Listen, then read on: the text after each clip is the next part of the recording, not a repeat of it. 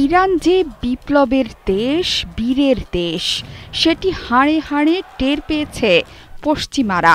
তাই তো কখনো যুদ্ধ, কখনো জাতিসংঘের মাধ্যমে নিষেধাজ্ঞা পুনর্বহাল করে পারস্য উপসাগরীয় দেশটিকে চাপে ফেলতে চায় দখলদার রাষ্ট্র ইসরায়েল এবং যুক্তরাষ্ট্র। ফিলিস্তিনিদের প্রতি সংহতি জানিয়ে ইসরায়েলের ওপর প্রতিশোধ নিতে সবসময় প্রস্তুত থাকে তেহরান। সেটি প্রমাণিত এক সত্যি হয়ে উঠেছে ইরান ইসরায়েল ১২ দিনের যুদ্ধে।